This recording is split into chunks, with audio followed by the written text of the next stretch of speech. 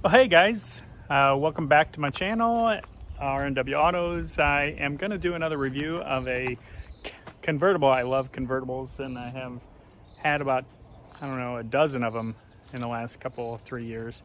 And this one is a very expensive one. It's a 645ci. Original price was like over $70,000 on this thing. And I'm gonna give you a review and see if it's really worth, you know, the retail on these are about $12,000. I'm actually selling this for a lot less than that. You can look on my site, RnW Autos. I am going to do this at another time though, because there are a lot of,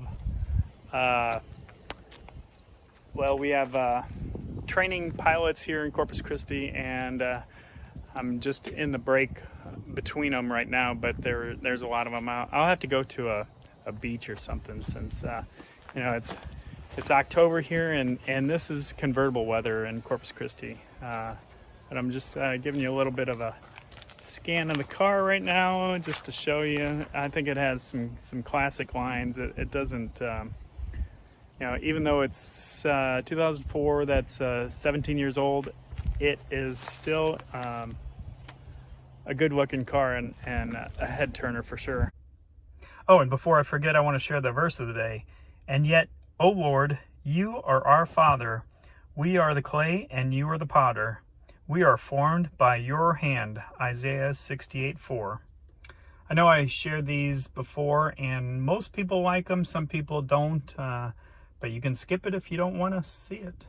And while I'm in the car and you can't hear the planes too much, you can hear one flying overhead right now, but I'll give you a little bit of an overview. This is a very quiet car. That plane, if we were outside, would be, well, not deafening, but it is very loud. You definitely have trouble hearing me. The iDrive in these things are finicky. This one comes in and out, so I'm gonna have to replace a module that I understand is in here. I've looked online, and sorry I've been driving this one because it's so nice to drive. So I have my phone holder there, but look at the small cup holder. That's the only cup holder in this thing. You know, they're not meant to be going on long trips, I guess, but I have taken this thing down to the valley. That's a couple hours away, and I enjoy it. The storage on these is not too bad. It does have a CD changer in there. Oh, and the light, the little light that they give you. I thought that's cute. The storage in this side is very minimal. But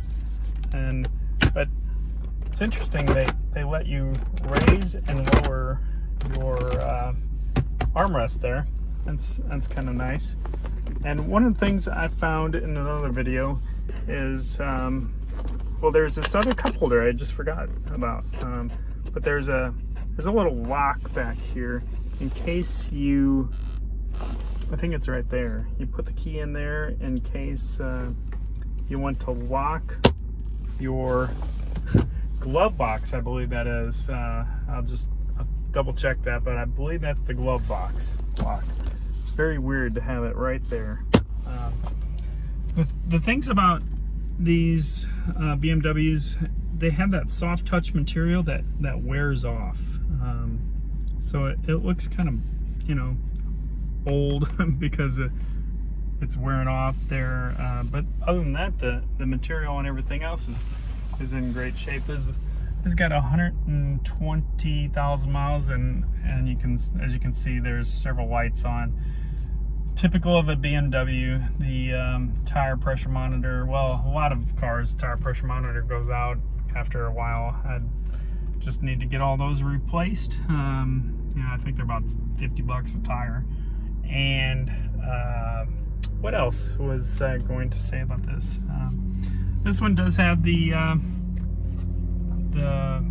telescoping steering wheel, and it has the flashing light because the headlights don't rotate with the turning anymore right now. There's a motor, I guess, out. There's where your fog lights are right there, and dashboard light change. You can see it even in the daylight. It has lights on. Actually, yes, no. Oh, it has auto lights, but I guess I'm in the dark. It has the lights on. Heated seats, and I'm gonna go ahead and pop the top. Just make sure it works. There it goes. Yeah. So this one's not the quickest, but it's quick enough. You can tell the trunk has to open, and it pops down in the trunk, and we're done. So not too bad. Let's see, this has a pass-through. It's kind of nice. A couple other cool features I wanted to point out. This has a back window, so if you're just riding around and you want to pop the back window down, I don't know if you can see it going up and down there. It's done by pushing this button and using the right rear window. So, and it also has all windows control up and down, so I can have all windows go up and down with one button. Also, like all BMWs, if you turn that to the left and you put it in reverse, the rear view mirror on the right side goes down. I think that's a pretty common feature on all BMWs. This one has it. Now, if you don't want that to happen, just change the control to the right. You know, the thing I like about this car is, even though it's, 16, 17 years old, it is still very quiet and solid. The engine runs really well. Gets up and goes. I'm doing 80 right now. I don't know if you can hear me with all the wind, but it's pretty quiet for having the top down.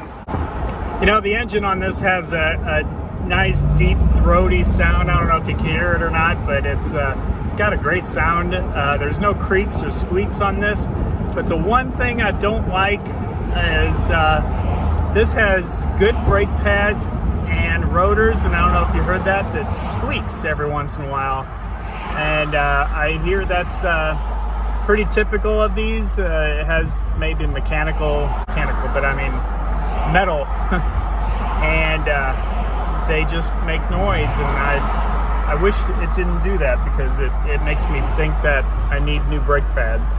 One other quirk I don't like about this is the steering wheel is right in the way of the turn signal. If you can see, they should have put the turn signals in the middle, but just a little pet peeve.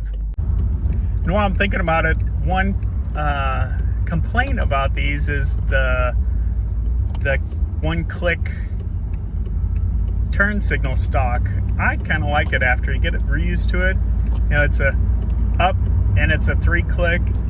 You up a little bit harder and it'll stay on, and then you have to cancel it, you have to go down, or you actually have to turn. And one thing I changed about BMWs, see that message about the tire? It blocks the other information. Well, I can't change the clock because my iDrive isn't working, but I'd like to see the temperature outside, but it goes right back to that tire warning. And another little quirk is they don't have temperature gauge except the oil temperature on this, so you don't know the actual temperature of the coolant like most cars do, which I guess is okay, but it's weird. And one thing I do like, if you just noticed, I put the cruise on, you can see that white thing, and I can increase it. You can see the little white thing increase as the speed's increasing, and if I turn it off, you'll see it go back down. I always thought that was cool about BMW cars. And while we're talking about hidden features, I discovered that this has automatic rain sensing wipers just by pushing that A there, it turns itself back off when you turn the car off. So you have to like turn it on every time, and then the rain sensing wipers work. So weird thing.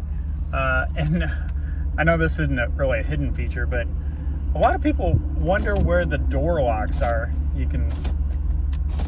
There are no door locks on the doors of BMWs. They're always in the center there, or most BMWs that I've had.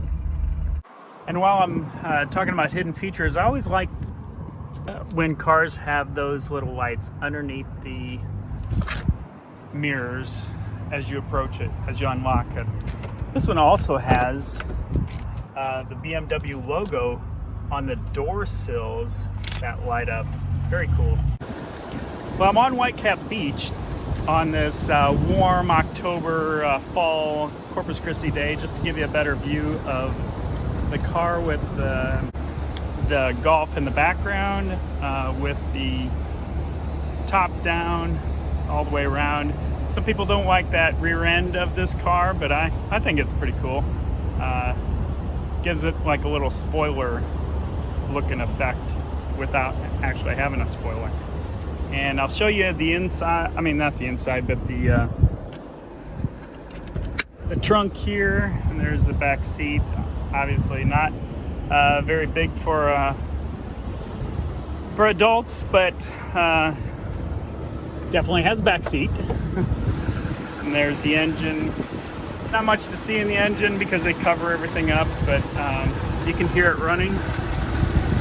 Runs pretty smooth there. And that is a 4.4 liter with 325 horsepower. This thing's not a race car, but it is pretty fast. I think it does the quarter mile in 14.8 and 0 to 60 in the 5s. I think 5.5, which is pretty quick. Definitely has traction, and so I'll close it back up. There's a look from the front. I definitely like the styling of it. Does have the angel eye lights there. Oh, and while I'm back here at the trunk, I'll show you the trunk. It's not bad. And by the way, the key is actually under there, but I just used the... So here it is, and this is, if the top was down, it'd be the same because the top goes into this compartment, and this then opens up. And again, there's a pass-through. I don't know what this is. If anybody knows, please leave me a comment.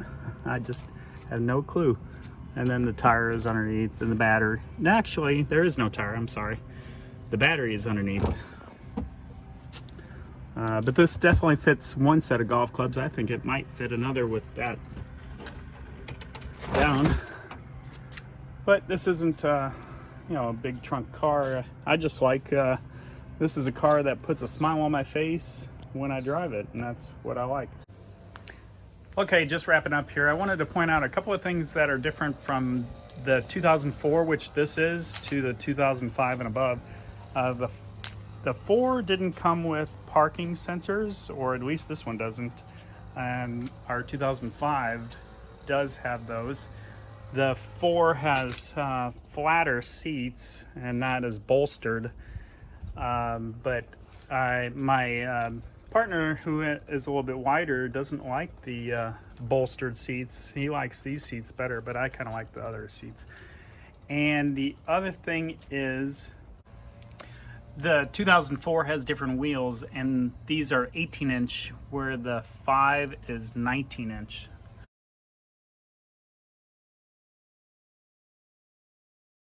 And in the background, by the way, you can see the RX-8, which is the same year, 2004. I did a video of that one.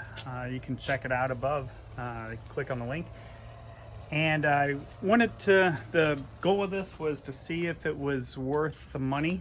As I said, this is originally MSRP of $70,000 new. I don't know what that is today, like $120,000, I'm guessing. And now you can get these all day long for $10,000 to $12,000, and this one's actually marked below that because of the couple of things that I had mentioned that were wrong. So I definitely think this is worth it. These are solid cars. They have plenty of power and head turning ability if you like that. Convertible works great. So I think it's definitely a worthwhile look if you're in the market for a convertible that is comfortable, fun to drive, and smooth on the road. Have a good one. Thanks for watching.